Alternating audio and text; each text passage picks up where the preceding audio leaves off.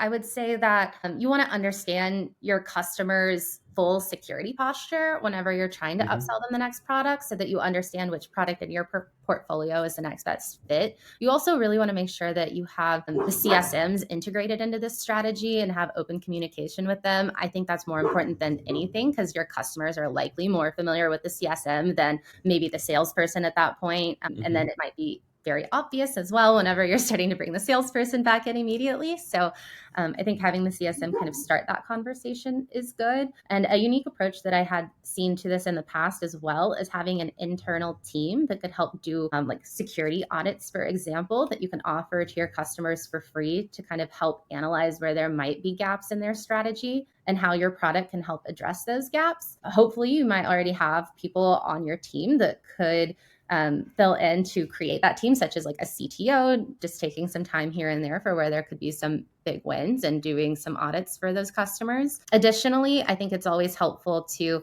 have, bundle pricing, or maybe they get early access to some of your new releases or products, or just incorporating like a bundle with professional services just to make it a bit more enticing.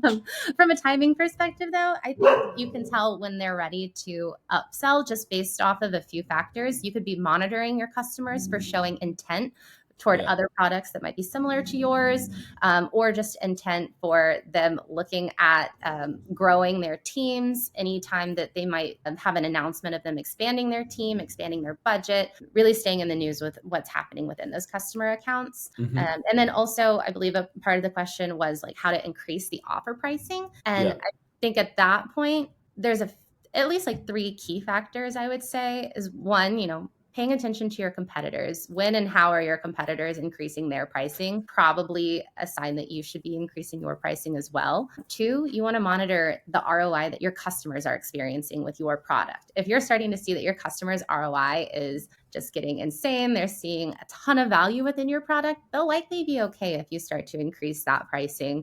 It just shows that your product is evolving. It's clearly very valuable. It would be worthwhile for you to increase there and then stay competitive in the market. And then lastly, it's just paying attention to the economy. I feel like that's been a part of conversations for a few years now, but just understanding, when the economy is in a right place for companies to have that extra capital to be able to actually afford that increase in pricing. Funnels and metrics, watch them converge.